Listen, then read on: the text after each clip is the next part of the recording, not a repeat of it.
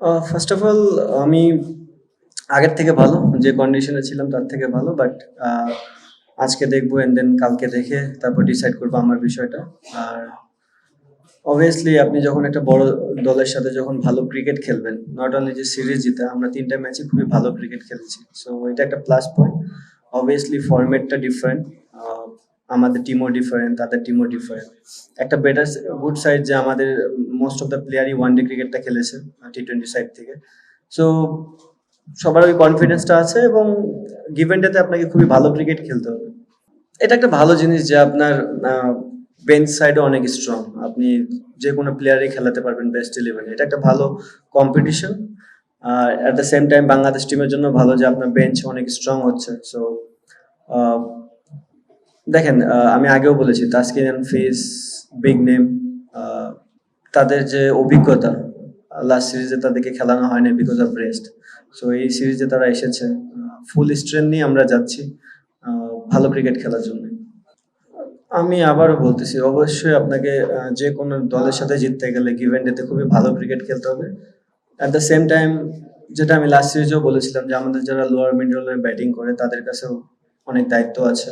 তারা যদি অপরচুনিটিটা পায় ব্যাটিংয়ে, আমার মনে হয় তাদের তাদের কাছ থেকে যদি আমরা ফিডব্যাক পাই তাহলে এই টিমটা অনেক ভালো রেজাল্ট করবে। অবভিয়াসলি সাকলাইন তো লাস্ট সিরিজেও ছিল আমাদের, সে পার্ট অফ দ্য টিম। আর দেখা যাক, উইকেট দেখে বুঝে যদি ডিপেন্ড করে, অবশ্যই সে খেলার সুযোগ পাবে। সম্মুখে নেওয়ার পিছনের রিজনটা হচ্ছে, যেহেতু আমি 50-50 ছিলাম, জানি না কি হতে পারে। কালকে পর্যন্ত ওয়েট করতে হবে। অ্যান্ড দেন ইমনের হালকা একটু সিকনেস আছে। সো যে কারণটাতে আমরা ওই রিস্কটা নিয়ে নেই যে একটা প্লেয়ারকে যে হুট করে ডেকে কিছু করানোর জন্য। সো যতখানি চেষ্টা করছি আমরা তাকে ইনক্লুড করে। আজকে হয়তোবা সে প্র্যাকটিস করতে পারবে না, বাট কালকে থেকে সে একদম টিমে পার হয়ে যাবে।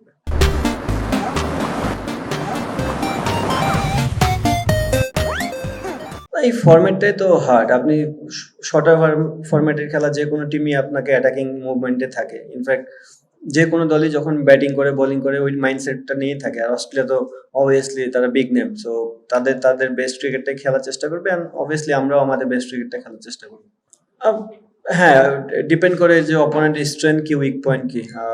আমাদের যে বোলিং অ্যাটাক, আপনি বিশেষ করে স্পিনারদের কথা বললেন, এটা ডিপেন্ড করবে যে আমরা কোন উইকেটে খেলতেছি, কোন সারফেসে উইকেটটা বিহেভ কেমন হতে পারে। অ্যান্ড দেন তাদের স্ট্রেংথ পয়েন্ট, উইক পয়েন্ট দেখে আমরা, যেহেতু দুজনের বেশি তিনজনকে খেলানোর চান্স খুব কম, আবার খেলতেও পারে। সো দেখা যাক, কালকে পর্যন্ত ওয়েট করেন একটু। না, এখনো খুব একটা দেখতে পারি নাই। দেখি, আজকের দিনটা তো আছে, প্র্যাকটিস করবে টিম। যত সময় যায় উইকেটে বিহেভিয়ার চেঞ্জ হতে থাকে। এন্ড কালকে খেলাও দুপুরের দিকে, সো স্টিল টাইম আছে। না, আমার মনে হয় না শরীফুল কখনো এইভাবে চিন্তা করে যে সে ফার্স্ট চয়েস না। অবশ্যই সেও ফার্স্ট চয়েস, বাট জিনিসটা হচ্ছে, আপনি বললেন ফার্স্টে যে আমাদের টিমটা এখন এত পরিমাণে pace bowling unit, test cricket বলেন, ওয়ান ডে বলেন, টি-20ও বলেন।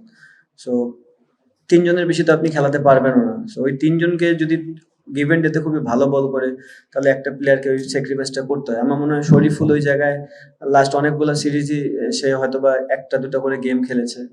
লাস্ট টি-20 সিরিজটা তো দেখেছে, লাস্ট ম্যাচটা খেলেছে এবং ভালো বল করেছে। সো এটা গুড সাইন যে যারাই নিউ কামার হিসেবে আসতেছে, গেমে সুযোগ পাচ্ছে, তারা ডেলিভার করতেছে ওই জায়গাটা। মেসেজ সবার জন্য একটাই, এখানে ডিফারেন্ট কোনো মেসেজ নেই। প্র্যাকটিস করো, পরিশ্রম করো, যখন সুযোগ আসবে তখনই খেলবা, এবং সুযোগ সবসময় আসবে। বিকজ ব্যাটসম্যানের ক্ষেত্রে জিনিসটা এমন হয় যে আমরা যখন যে ব্যাটসম্যানটা খুব ভালো পারফর্ম করে তাকে কিন্তু কখনো ব্রেক দিই না, বিকজ ব্যাটিং জিনিসটা এমন। আবার পেস বোলারদের ক্ষেত্রে কিন্তু উল্টা হয়ে যায় যে ২-৩টা গেম খেললেও ওয়ার্কলোডের একটা বিষয় থাকে। তো পেস বোলাররা ঘুরে ফিরে খেলবেই, এবং তারাও সেটা জানে। হয়তোবা এখন শরীফুল একটা খেলছে, কোনো সিরিজে দেখবেন শরীফুল ২-৩টা ম্যাচ খেলবে, দেন ওকে ব্রেক দিয়ে অন্য কেউ খেলবে। সো এইভাবেই চলতে থাকবে। দেখেন, কমেন্ট যারা করে তারা বুঝে দেখেই কমেন্টটা করে। আমার মনে হয় তিনি অনেকদিন ধরেই ইন্টারন্যাশনাল সার্কিটে অনেক গেম অবজার্ভ করে। তো ওনার কাছে মনে হয়েছে, এবং আমার কাছেও মনে হয় যে আমরা লাস্ট ইয়ার খুবই ভালো ওয়েল প্রিপেয়ার্ড ছিলাম, যেহেতু খেলাটা এশিয়াতে। সো ওই হিসাবে আমাদের টিমটাও খুবই ভালো ছিল। এখন বাদ বাকি তো না খেলা পর্যন্ত বলতে পারবো না। আমরা গিভেন ডেতে কেমন পারফরমেন্স করতাম, ওটা ডিপেন্ড করে ওই দিনের পারফরমেন্সের উপরে। সো অ্যাজ এ ক্যাপ্টেন হিসেবে আমি বলতে পারি আমার টিমটা ভালো টাচে ছিল, ছন্দে ছিল, এবং সবাই ক্রিকেট খেলার জন্য উৎসাহ ছিল ওই সময়টায়।